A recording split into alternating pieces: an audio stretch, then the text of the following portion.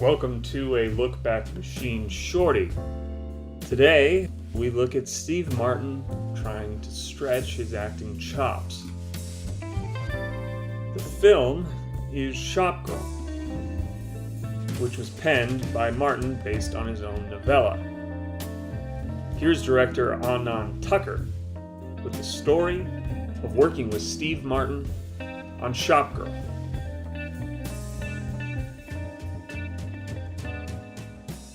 Shopgirl happened. Well, I'd made some documentaries which had done all right, but I'd always known I wanted to make movies, and I'd been lucky enough to meet a wonderful screenwriter called Frank Cottrell Boyce, and together we ended up making a couple of movies. A small film called Saint X, which was about the French writer Antoine de Saint-Exupéry with Bruno Ganz, who sadly just passed away, and a movie called Hilary and Jackie. They were all terrible independent struggles and, all impossible and no money, and it was all very, very hard. But Hilary and Jackie did all right, and I had my brief Hollywood moment after Hilary and Jackie. There were some nominations for Emily Watson and Rachel Griffiths at the Oscars, and so got offered quite a lot of stuff in Hollywood, and I thought, oh wow, this is it, this is amazing. And of course, the reality, as I've since learned, of an independent-minded filmmaker trying to find the right pathway in the studio system is really, it's not easy. And so I bounced around a bit, and it took a bit of time until the right project eventually came along. It was Shopgirl.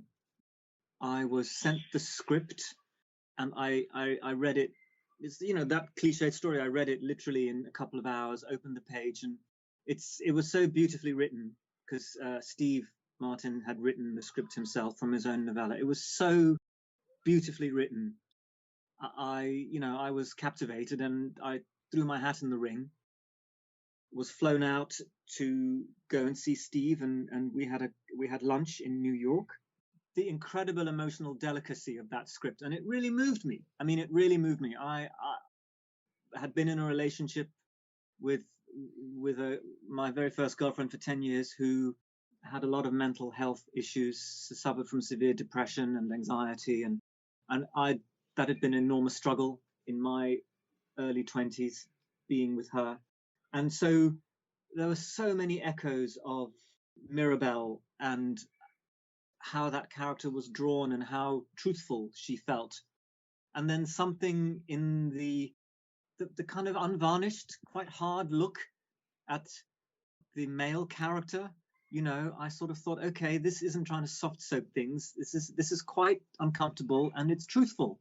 And so when I went to see Steve, I think I just talked about how his script made me feel, and that I could see it, which I could. I felt I could see it, and I felt I could see the film almost as a piece of music in movements.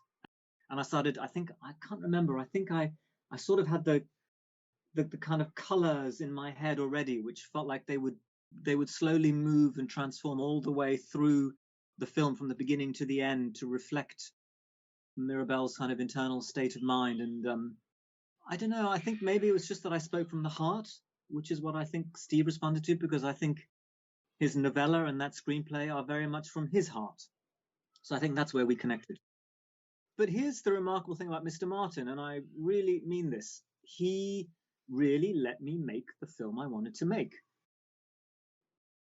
We had some back and forth on the script, and Steve had very strong views about what should work and what wouldn't work. But when it came to actually the 8 weeks of production, Steve came as Steve the actor. He didn't come as Steve the writer, which in retrospect was actually quite remarkable for him to let go of it to that effect and just let me get on with it. So yeah, that he never once stopped to question what I was doing or why I was doing it. He trusted me, for better or for worse. So remarkable. I remember we were shooting out in Simi Valley, I think, one day, which was like a 4-hour drive out of LA. I don't know where, we had to drive miles out. And I think there was no reason for Steve to come, And then Steve, I think, must have driven, and we were shooting some scene with Jason, I think, out. Maybe he was on the road with the band or something, I don't know. And I remember we were busy working when I was working, and I turned around and there was Steve at my elbow. And he'd been there for about 20 minutes, very quietly just watching this. And he'd just come to be supportive, And I said, "Oh, Steve, it's so lovely to see you. How you doing? What do you think?" And Steve went, "Yeah, oh, God, yeah. Looks great. Okay, bye." And then off he went. And he was gone. And that was his whole day, to come and just sort of be there just for 20 minutes and just be as supportive and then go, And I just remember thinking, oh, he really didn't need to do that. That was just incredibly sweet of him. When I got to the project, Steve was already going to play Ray Porter. So that was all part of the thing. I think Steve felt he could embody and best channel that role. So there was no persuading on my part. And then we both met Claire, and it was pretty clear very quickly that Claire had all the remarkable range and ability to just be at the heart of it, to just be that character. And Steve and her got on really well. So that piece of casting really came together very easily. The toughest one to cast, actually, was the Jason Schwartzman character, because in some ways that was almost the least sketched in character in the screenplay originally. And I must admit, that was one of the things that I think I spoke most with about Steve, because I did feel that if it's a love story, it's a love story between Mirabelle and two men.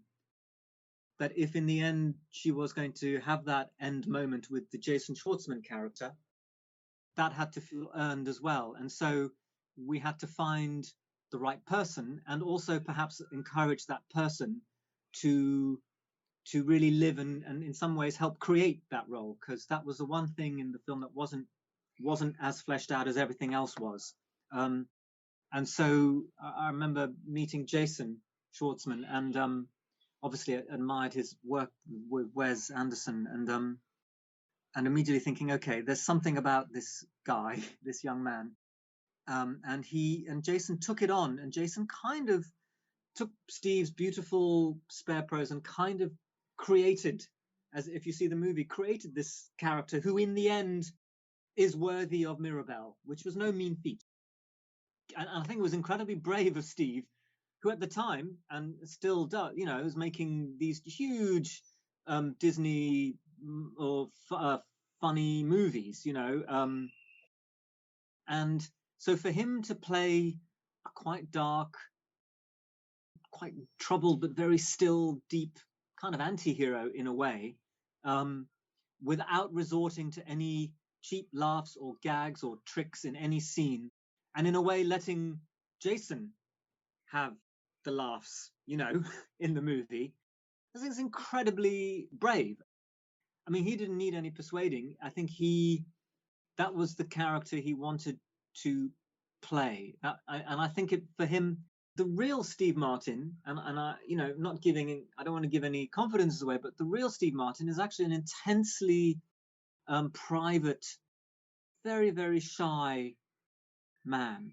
And I think he's someone who doesn't find the interactions of kind of the garrulous nature of showbiz life easy. I think he finds it hard. I think it costs him. I think he's a man much happier with his solitude, with his banjo and his dog and writing, and I think the comedy, the big comedy characters in a way were and are and have been Steve's way of being in the world, being seen in the world, but to really be himself, I think.